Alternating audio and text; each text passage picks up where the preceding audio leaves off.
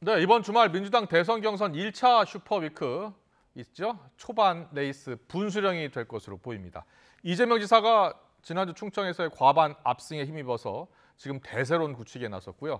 이낙연 전 대표는 네거티브 공세를 하지 않겠다면서 전략 전환을 언급했습니다. 그리고 이른바 고발 사주 의혹을 둘러싼 여야 공방이 계속되는 가운데 의혹의 당사자인 국민의힘 김웅 의원 내일 기자회견을 열 예정입니다. 자, 정치권 소식 추은호 해설위원 그리고 최진 대통령 리더십 연구원장 이 두 분과 함께 자세히 분석해 보겠습니다. 어서 오십시오. 예. 안녕하세요. 안녕하세요. 네. 먼저 이재명 지사 충청 지역 경선에서 압승을 거뒀습니다.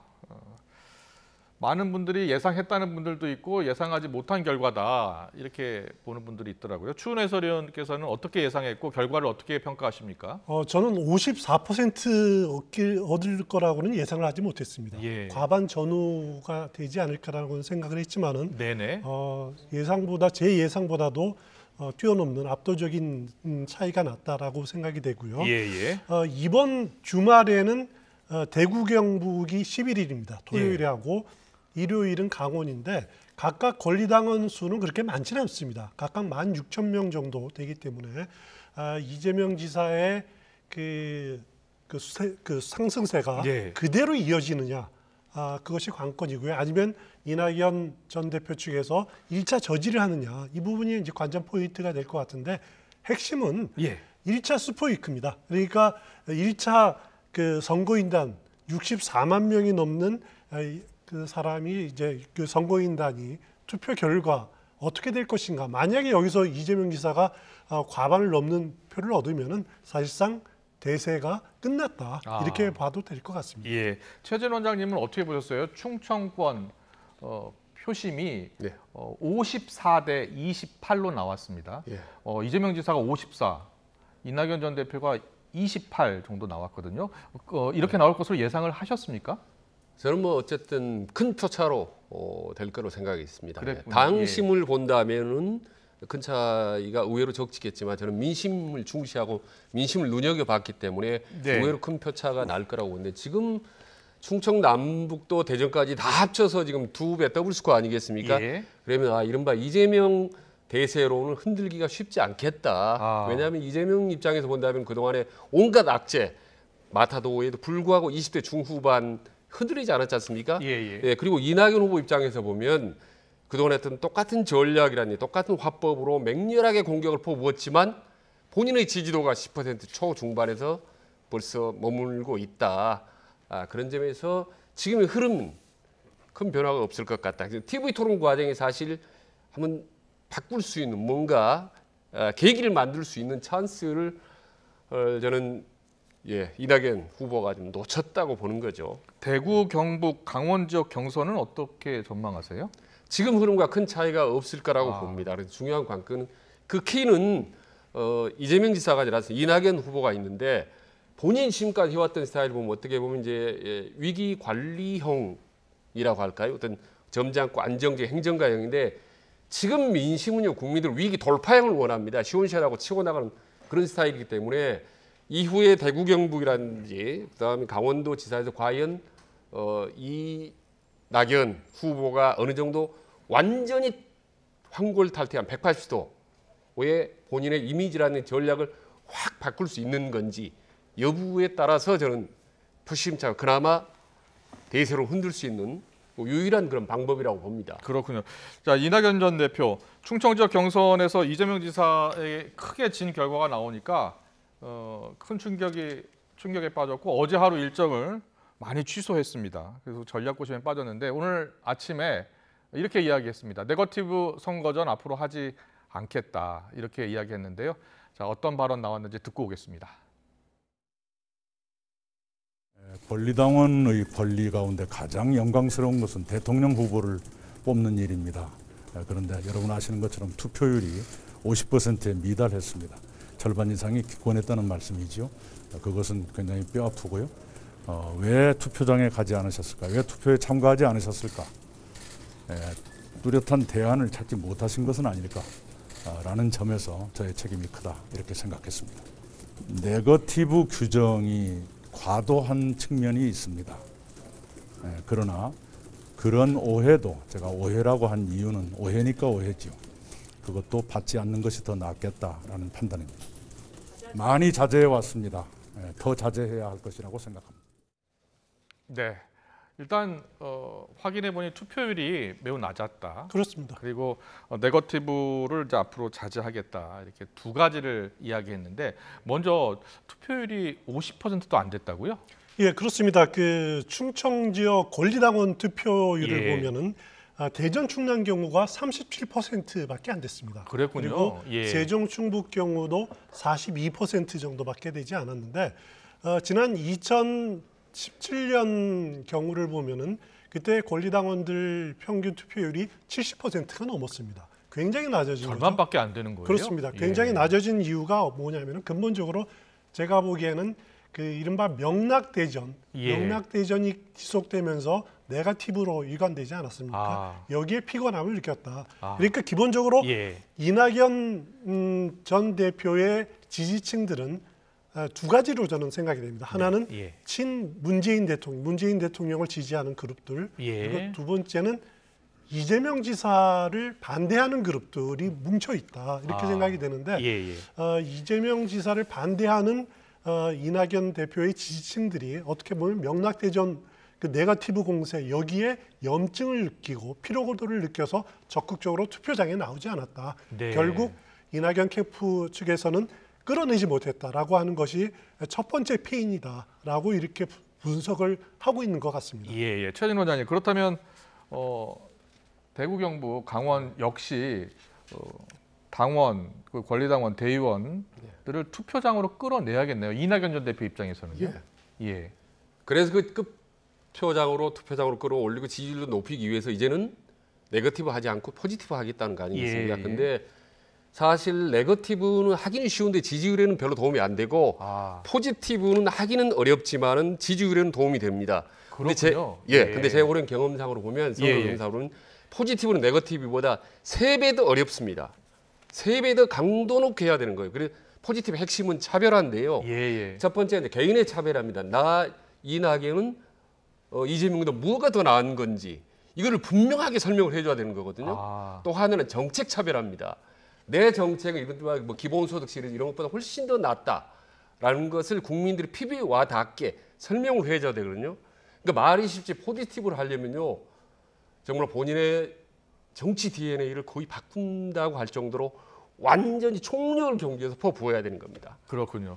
자, 앞으로 이낙연 전 대표 포지티브 전략으로 총 공세에 나서야 한다 이렇게 분석해 주셨는데 이낙연 전 대표 여기에 좀 이제 그 이낙연 대표 전 대표 측에 좀 딜레마가 있었을 겁니다. 뭐냐면은 앞서 말씀드렸듯이 이낙연 전 대표를 지지하는 층은 반 이재명이라는 그런 공통점을 있는 층들이 많이 있거든요. 이낙연 전 대표의 개혁 성향이라든가 지지하기보다는 이재명 지사를 싫어하기 때문에 모인 층들이 많단 말이죠. 그런데 네거티브를 이낙연 캠프 측에서 안 한다라고 했을 경우 그 지지층마저 떨어질 가능성도 있습니다. 그런 위험성도 인정을 하면서도 지금 상황을 타개하기 위해서는 네거티브를 안 할 수밖에 없는 그것이 지금 그런 딜레마가 있겠군요. 그 캠프의 딜레마다 이렇게 보시면 될 것 같습니다. 예, 어떻게 보십니까? 이런 분석은요? 그러니까 저는 뭐 일리 있다고 말씀드린 거고, 그러니까 네거티브가 해서 효과가 떨어지거나 안 좋은 건 아니고 포지티브가 부족했기 때문인 거죠. 알겠습니다. 그러니까 네거티브를 예를 들면 한 3 정도 한다면 포지티브 한 7 정도를 훨씬 더 강도 높게 해서 병행을 해야 되는 거죠. 정책 공약 좀 더 차별화하고 민심을 얻을 수 있는 그러한 공약 정책을 내놔야 한다 이런 말씀이시네요. 그렇습니다. 그래서 네거티브로 상대가 표가 떨어지면 그 표가 고스란히 본인한테 돌아오지 않고 다른 데로 흩어져 버립니다. 일시 머물거나. 그렇군요. 그래서 그걸 다시 주워 담으려면 본인의 포지티브 전략을 세게 해야 표를 주워 담을 수가 있는 거예요. 그래서 네거티브와 포지티브를 병행하는 것이 7대3 정도 비율을 병행하는 것이 가장 효과적인 전략이라고 봅니다. 7대3 비율까지 가르쳐 주셨네요. 알겠습니다. 이낙연 전 대표 오늘 예정이 없던 김대중 전 대통령 묘역 참배 일정을 추가한 겁니다. 그렇습니다. 사실은 호남은 권리당원이 가장 많은 곳이잖아요. 그러니까 호남에서 큰 반전을 이루겠다 이런 전략이겠죠? 호남의 그 투표는 추석 지나고 나서 곧바로 그 주말에 진행이 됩니다. 어떻게 보면 이제 권리당원이 20만 명이 넘기 때문에 여기서 만약에 진다라고 한다면 이낙연 대표로서는 이제 사실상 경선은 끝이다 이렇게 보면 됩니다. 그 이낙연 전 대표로서는 호남에서 전남지사를 하지 않았습니까? 그리고 국회의원을 3번이나 이 지역에서 했습니다. 자신의 고향이고 자신의 텃밭이라고 할 수 있고 호남 민심은 어떻게 보면은 또 우리 사람 이낙연 전 대표에 대해서 이제 그런 성향도 좀 강하고 또 반대로 어떻게 보면은 본선 경쟁력이 있는 사람을 밀어주자라고 하는 그런 정서도 상당히 강하거든요. 그런 두 가지 정서 중에서 이낙연 전 대표로서는 가까이 가기 위해서는 결국 끌어들일 대상이 DJ와의 관계성, 연관성 이런 것들을 내세울 수밖에 없는 거죠. 그 이낙연 전 대표는 사실 평화민주당 시절에 취재기자였고 또 DJ의 권유로 정치를 참여하게 된 그런 인연도 있다라는 점을 내세우고 싶을 겁니다. 최준 원장님은 이 호남에서 이낙연 전 대표가 크게 이긴다면 반전의 계기를 마련할 수 있을 것으로 보십니까? 당연히 크게 이긴다면 그럴 수가 있겠죠. 그런데 호남 사람들은 전략적 선택을 한다라는 건데 전략적 선택은 뭐냐면 개인적인 인연에 연연하지 않고 누가 될 가능성이 높냐는 걸 본다는 겁니다. 그러니까 아무리 이낙연 후보가 저는 전남이 고향입니다. 제 고향 사람들이 저를 도와주라고 아무리 호소해도 호남 사람 마음은 잘 움직이지 않는다는 거죠. 본선 경쟁력을 더 생각한다는 그렇습니다. 말씀이십니까? 그래서 정권을 재창출할 수 있는 그런 시나리오 이걸 확실하게 호남 사람들에게 보여준다면 그때 호남 사람들이 좀 표심이 몰릴 수 있고 그래서 호남에서 정말 이긴다면 이재명 후보를 이긴다면 완전히 대반전이 이루어질 수 있다고 보는 겁니다. 호남에서. 그만큼 호남조차도 현재 만만치 않은 거죠. 이재명 후보를 이낙연 후보가 이기기가 만만치 않은 거죠. 여론조사는 거의 팽팽하지만은 실제로 가면 막판은 전략적 선택을 할 가능성이 매우 높기 때문에 전략적인 선택, 본선 경력으로 본다면 이재명이 더 높다라는 건 누구나 다 아는 사실 아니까 호남 사람들이 저도 이제 자주 연락하고 호남 민심을 파악합니다만은 그래서 남은 기간 동안에는 정말 호남 사람들에게 집권 정사진, 재집권 정사진 이걸 상당히 구체적으로 호남 사람들이 고개를 끄덕끄덕 할 수 있을 정도로 구체적으로 그 대안을 제시하는 데만 집중을 해야 될 거라고 봅니다. 한 가지만 더 여쭙게요. 이재명 지사가 최종 후보가 됐을 경우에 이낙연 전 대표 지지층이 이탈할 것이다라는 여론조사가 계속 나오고 있잖아요. 그런데 이것은 지금 경선 과정이기 때문에 본선에서는 다를 것이다. 이렇게 분석하는 분들이 있던데 어떻게 보세요? 저는 일부 이탈할 거라고 봅니다. 지금 여론조사를 보면 일부는 이탈할 것이다. 한 40% 정도가 이낙연 후보가 최종적으로 후보가 안 되면 떨어져 나가겠다고 얘기하거든요. 근데 그 40% 내배우는 두 부류가 있습니다. 하나는 친문 부류와 성향과 비문 성향이 있습니다. 근데 저는 이른바 비문 성향의 지지자들은 저는 전부 다 합류할 거라고 봅니다. 이재명 쪽에. 근데 친문 성향의 이 사람들은 합류하지 않고 기권을 하거나 상당히 또 다른 제3 후보의 가능성이 높다고 그러는 이를테면 정의당이나 또 다른 진보 정당이 그럴 가능성이 있다. 그렇습니다. 추 해설위원께서도 그렇게 보십니까? 이재명 지사가 후보가 된다면 이낙연 지지층 일부가 이탈할 수도 있다 이렇게 보셨거든요. 일단 선대위라든가 이렇게 상층부로서는 완팀을 구성하는 데는 큰 문제가 없을 겁니다.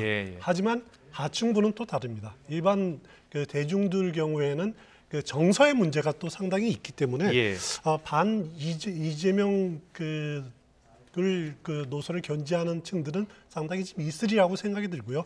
결국 나타나는 것은 대통령 선거 투표율이 좀 낮아질 수도 있다. 이렇게 보시면 될 것 같습니다. 알겠습니다. 계속해서 최근 정치권의 핫 이슈죠. 윤석열 전 총장, 검찰총장 시절에 고발 사주 의혹, 연일 공방이 이어지고 있는데요. 이해찬 전 민주당 대표가 라디오 인터뷰에 나섰습니다. 이번 의혹에 대해서 뭐라고 했는지 듣고 오겠습니다. 그 당시에 제가 당대표를 하고 있을 때 3가지 정도의 공작을 하고 있다라고는 제보를 받았었어요. 감사원 쪽에서도 하나를 준비하고 있는 것 같고 감사원 검찰에서도 2개를 준비하고 있는 것 같다 했는데 검찰 2개 이번에 보니까 그 2개가 하나는 이거였고 하나는 유시민 건이고 그랬던 것 같아요. 그러니까 그때 저희한테 준 제보가 상당히 정확했다 이렇게 생각이 들어요. 윤석열 후보가 증거가 있냐, 증거를 대라 그러잖아요. 이런 은밀한 일을 증거를 남기겠습니까? 저도 수사를 많이 받아본 사람이지만 기록을 남기는 어리석은 짓을 누가 합니까? 그렇기 때문에 그 수사 자체는 상당히 어려움을 겪을 거라고 생각이 들어요.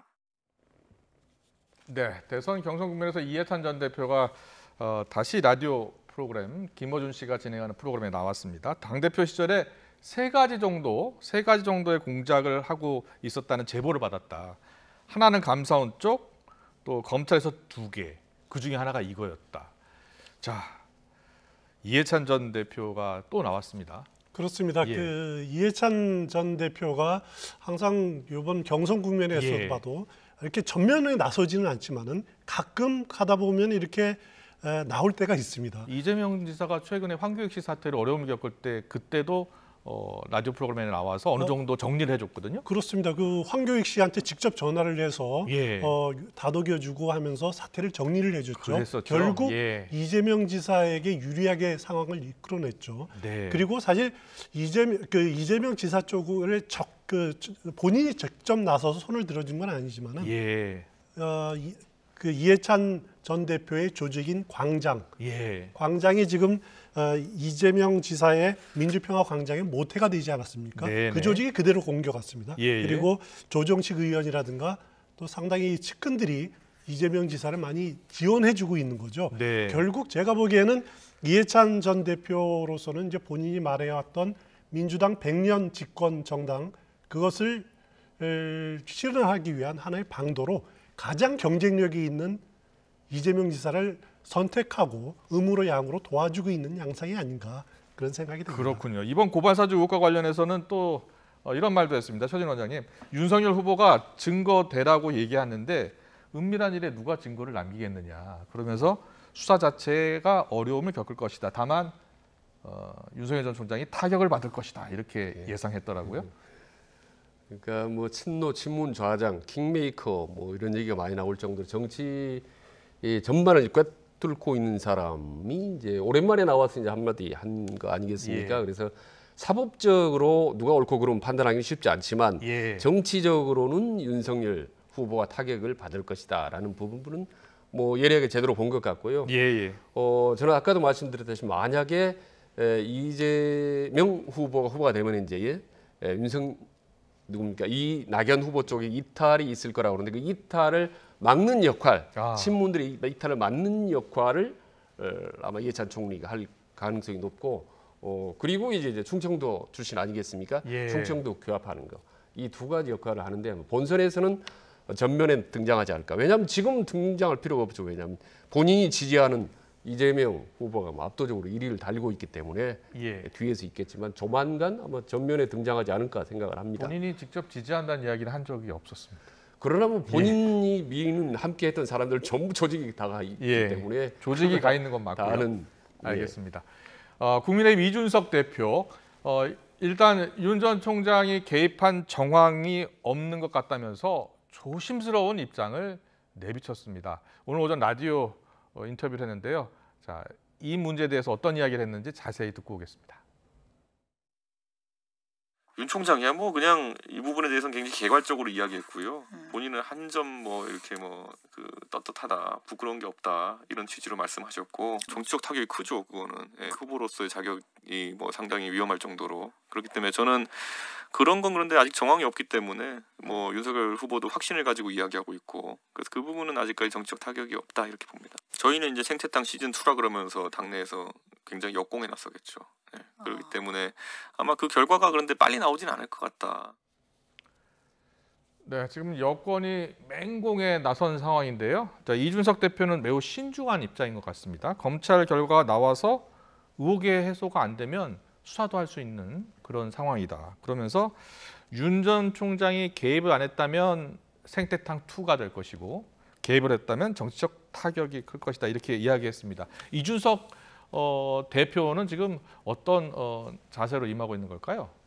이준석 대표로서는 좀 애매할 겁니다. 예. 적극적으로 당 차원에서 막아주기에는 또 위험 부담이 있지 않습니까? 예. 만에 하나 그 개입의 여지가 윤석열 전 총장의 개입했다는 사실이 드러날 경우에 예. 그럴 경우에는 당에서 막아주는 것 자체가 잘못된 것으로 이렇게 드러날 수 있기 때문에 네. 전면적으로 나서서 이렇게 방어하기도 어렵고 네. 그래서 네거티브 검증단을 꾸린다. 그 차원에서 대응한다라는 건데 사실 또 그 당내 다른 후보들의 견제도 있기 때문에 예. 참 애매할 겁니다. 그렇기 때문에 수사를 만약에 감찰로 안 되면은 수사를 해야 된다. 그 수사는 검찰을 믿을 수가 없으니까 공수처가 했으면 한다라고 하는 것이 이준석 대표의 바람인데 쉽게 결론은 안 날 겁니다. 이 문제. 네. 공수처가 또 수사할 수 있는지 그 여부도 좀 더 두고 봐야 될 대목인 것 같고요. 예.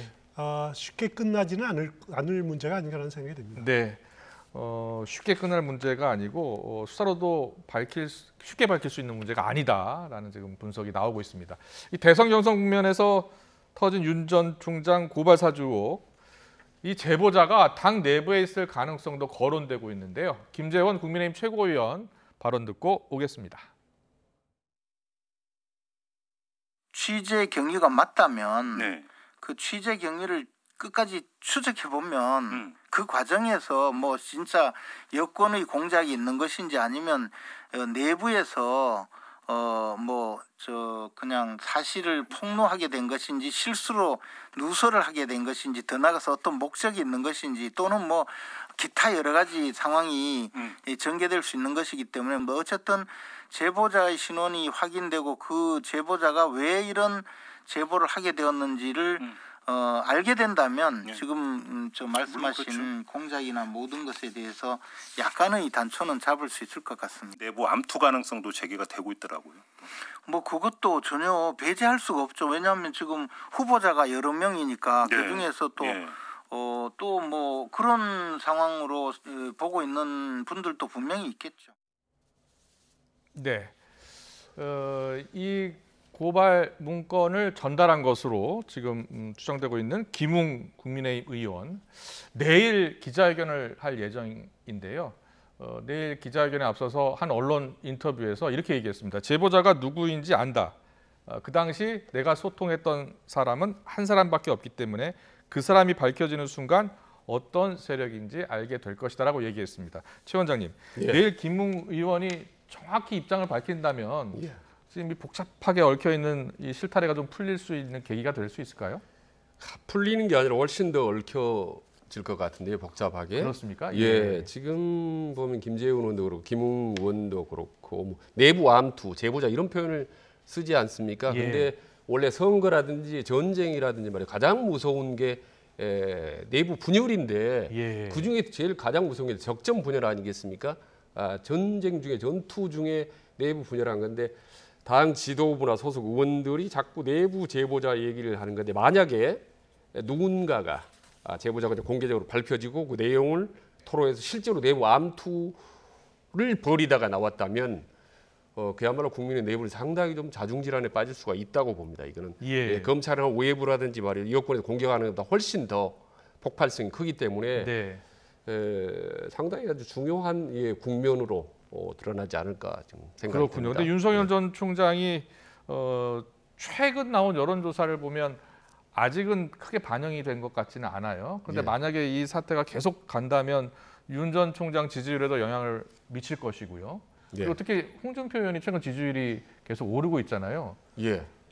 지지율 변화 가능성을 어떻게 전망하세요? 그러니까 윤석열 후보 입장에서 본다면 지금까지 본인의 어떤 정책 능력, 역량을 한 번도 보여주지 못하고 계속 지금 악재만 되풀이되고 왔지 않습니까? 예.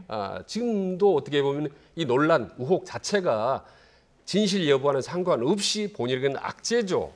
그런데 이제 악재를 만회할 수 있는 그 유일한 계기가 곧 있으면 다가올 수 있는 TV 토론인데 TV 토론에 얼마나 실력을 발휘할 수 있는 건지 그게 이제 상당히 좀 궁금한 부분이고 더 중요한 거는 지금까지는 윤석열 지지도가 높았기 때문에 다른 대안이 없었습니다. 대안 부재론이었죠. 근데 이제 새롭게 대안들이 뭐 떠오르지 않습니까? 홍준표, 심지어 유승민까지도 대안도 거론되어 있기 때문에 그동안에 정말 지지했던 윤석열 지지층이 점점 마음이 좀 흔들릴 수 있겠다. 악재는 계속되지. 그래서 제가 자주 말씀드린 게 이제 가랑비 옷을 많이 젖고 지금 흠뻑 젖어서 자칫하면 소라기가 몰아치겠다라는 라는 아슬아슬한 상황에 예. 지금 접어들고 있다고 봅니다. 추 의원님, 최근에 일부 여론조사를 보니까 양자 가상 대결에서도 홍준표 의원이 지금 민주당 후보들을 앞서는 그런 조사 결과가 나왔더라고요. 홍준표 의원의 지지율 상세가 좀 더 이어질까요? 저는 상당히 이어질 가능성이 있다고 보고요. 예. 그건 뭐냐면은 윤석열 전 총장이 지금까지 견고하게 지지율을 유지한 건 맞습니다. 그것은 조금 전에 말씀하셨듯이 근간이 되는 것은 대안부재론이었습니다. 예. 그렇지만 지금은 이제 대안부재론 자체가 흔들리는 상황이고 그리고 보수 진영 내부에서도 지지가 서서히 빠질 가능성이 지금 조짐이 보이고 있기 때문에 앞으로 TV 토론이라는 무대를 통해서 본인의 역량을 보여주지 못한다라면은 대안부재가 아니라 대안을 찾는 그런 발걸음들이 더 많아질 수가 있다, 빨라질 수가 있다라는 거죠. 결국 윤석열의 적은 윤석열 본인입니다. 네. 본인이 어떻게 극복하느냐에 달려 있다 이렇게 보시면 될 것 같습니다. 알겠습니다. 두 분 모두 공통적으로 지적해 주신 게 첫 TV 토론, 이 TV 토론에서 큰 승부가 날 것 같다라고 이야기를 해주셨습니다. 오늘 정치권 이슈 여기까지 듣겠습니다. 추은호 해설위원, 최진 대통령 리더십 연구원장이었습니다. 잘 들었습니다. 고맙습니다. 네, 고맙습니다.